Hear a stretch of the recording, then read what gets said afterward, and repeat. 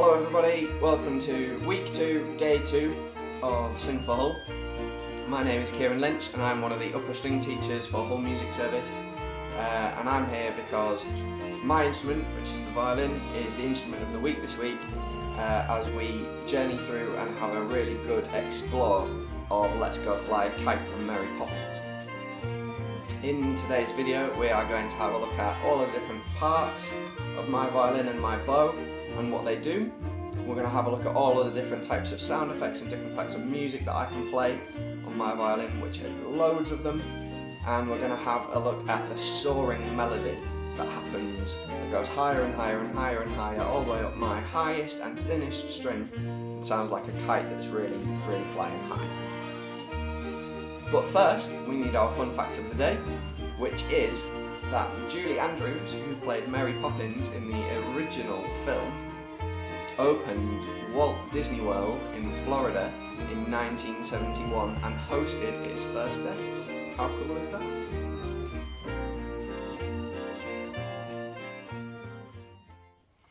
Okay, next we're going to have a look at all of the different parts of my violin. But first, if you haven't already checked out Mr. Proctor's instrument of the week last week, which was the electric guitar, go and do that first, because I'm going to talk about his video a little bit in mine, because we have some similarities, because both of our instruments are stringed instruments, but we also have some differences.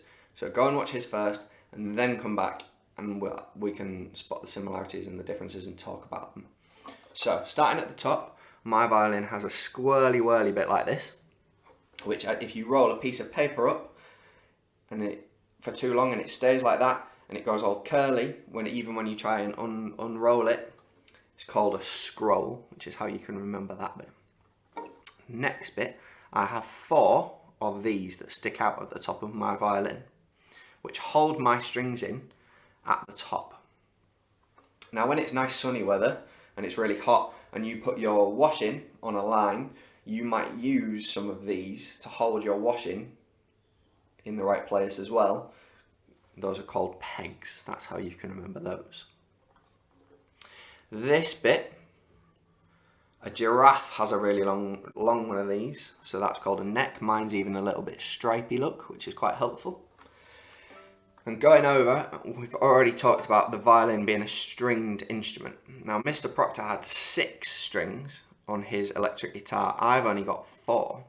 My lowest one is G, my next one is D, my next one after that is A, and then my highest one, which is the one I'm going to play the soaring part on later, is the E string.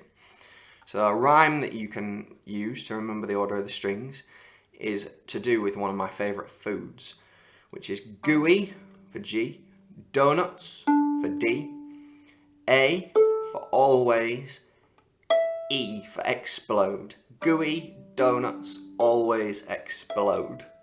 Worst part about eating a donut when you bite it and then all of the custard or the jam or whatever is in the donut goes everywhere and it usually ends up all over your trousers. It's a total nightmare. So far we've got the scroll and the pegs, which all together make the head. We've got the neck and the strings. Now this long black bit here, which when you see me play some pieces later is going to be where I put my fingers, is called the fingerboard. Now Mr. Proctor had something similar, which was called the fretboard. But the reason we don't call it a fretboard is because we haven't got the fret markers, the little lines that go acrosswards so that you know where to put your fingers. We don't have that at all. Now on one hand that makes it really tricky because you have to know where to put your fingers on the strings for it to play the right note and for it to be in tune.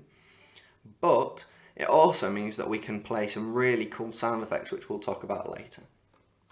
Moving on, if we've got the head and the neck, which we've already talked about, the head and the neck on me, the next bit down is the big bit, which is the same on my violin, so this is called the body, which you can remember because these look like shoulders, same as me.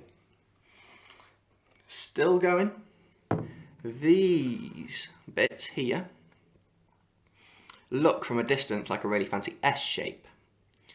But if you look really closely, it has 2 indents, one on each side, that actually change it from an S into an F. So these are called the F holes, and they allow the sound to come out of my violin.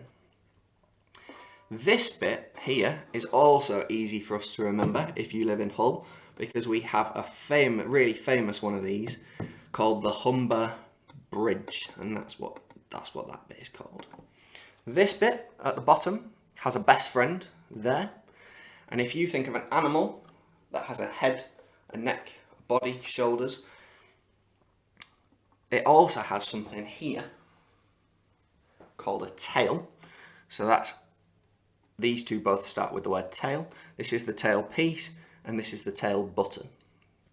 Don't get them the wrong way around. Button, because it looks like you can press it. Tail piece. Now the last one, because I know there's loads of them, is this bit, which is the chin rest. Because I put my chin on it when I play the violin. Okay, so most of them you can figure out if you think about what it does or what its purpose is, or if I've given you a silly way to remember it, that's probably the best thing. Now swapping over to the other part, the other piece of equipment that I need to play my violin is this, which is long and thin, and it's called a bow. A little bit like a bow and arrow. It used to go the other way, which would have made it a bit easier to remember, but arrows bend inwards now instead of outwards. So there are less parts of this, so I'm going to go over it really, really quickly. We've got the stick, which is also made out of wood, same as my violin. The hair, which is from a horse's tail, but don't worry, it's not cruel to the horses, it's only like going for a haircut. The screw, which you can turn to make your bow go tighter and looser. This bit has got two eyes, one on each side, and even though it's not green, like my shirt, it's called the frog. This bit is called the heel, and then this bit, because it's pointy, is called the point. And that's all you need to know. If you can memorise all those, and if you ever get the opportunity to show off to friends or teachers or neighbours, see how many of them you can remember, I'm sure people will be really impressed.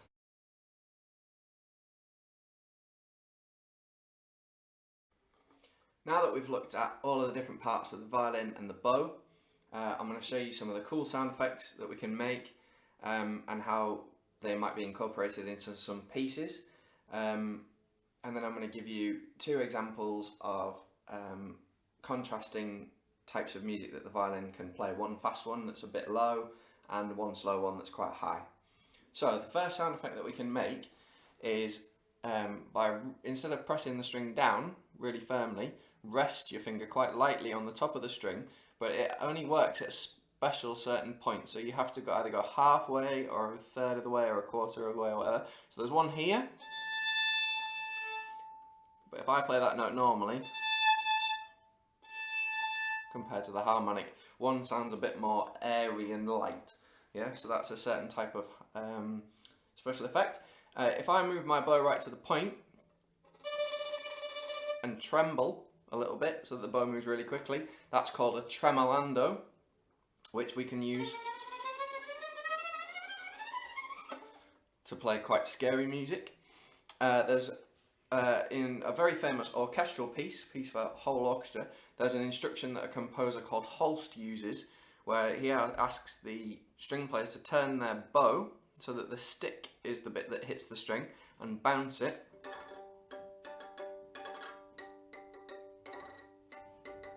And that makes a bit of a percussive effect, sounds like a drum or something.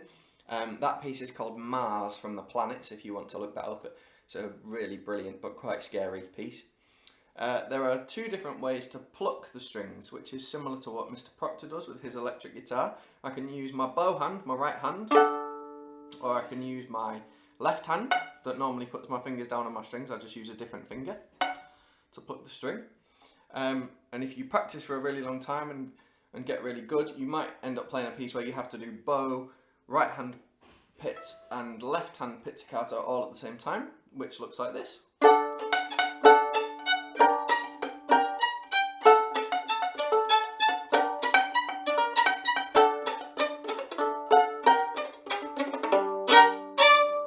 That sort of thing. A glissando is a sound effect where you slide your finger up and down the string to make a slidey noise, like that. A double stop is where I rest my bow, instead of on one string, I rest it on two strings and play two notes at the same time.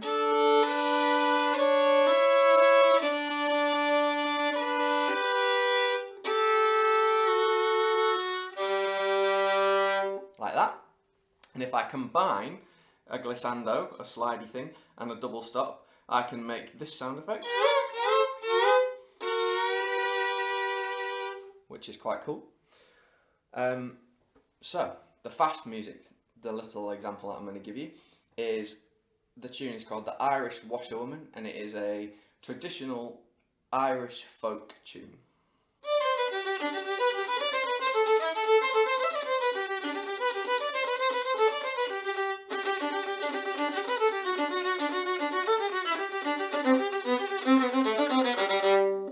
So that one was also quite low. I'm going to do the opposite now, just to show off the range and the versatility of my instrument.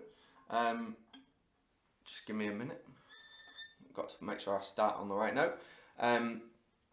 So this is a really famous tune from a much bigger piece by a Russian composer called Borodin.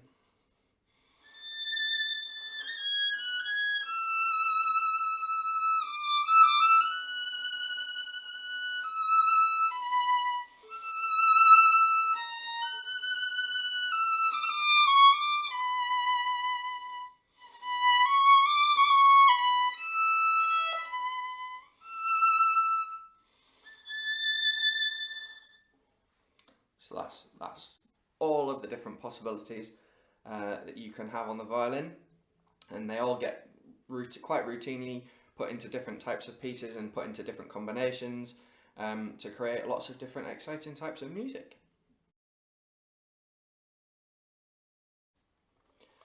At the beginning of the video I mentioned a melody that the violin gets that sounds like it's soaring, the same as a kite would.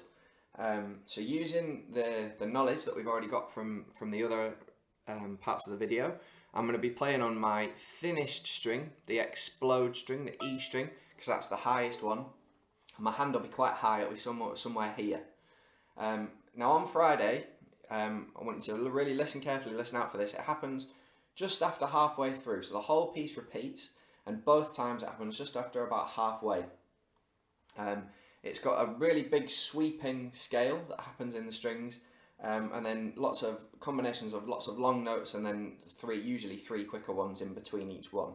So I'm going to play that now so that you know what to listen out for, and then I'm just going to draw your attention to one really specific bit.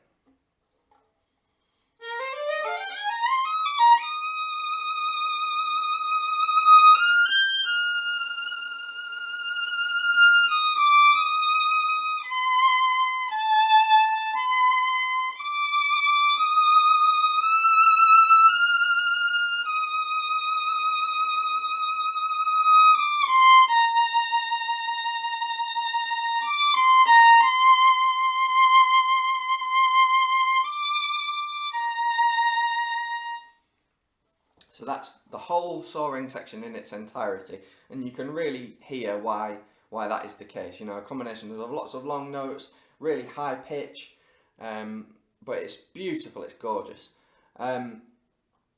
So the one bit that I just want to draw your attention to are the 5 notes or 6 notes that rise really steadily before it comes to settle back on what we call the tonic, which is like the home note.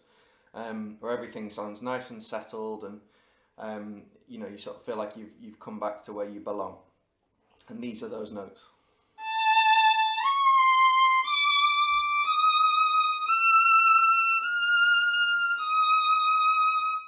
Let's play it one more time.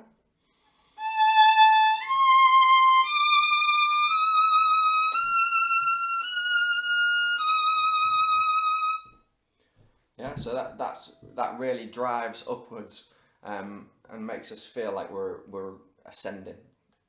Play the whole thing one more time.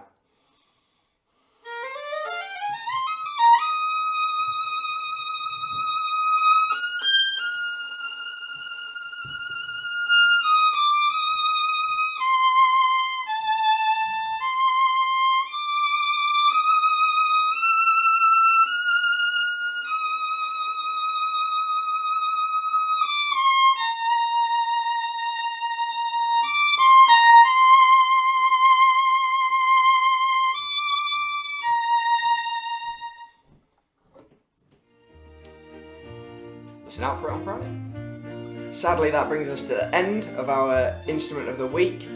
I hope you've enjoyed learning all about the different parts of the violin and the bow and what they do, different sound effects that you can make on the violin, listening to me play lots of different types of music, and most importantly, really listen out for that Soaring section on Friday. Make sure you tune in tomorrow to listen to Steph and get some top tips about how you can make your singing even better. Really strive for that perfect performance, and then check us out here on YouTube Friday at 1:30 for our whole performance of Let's Go Fly a Kite for Sing for Hull. Bye for now.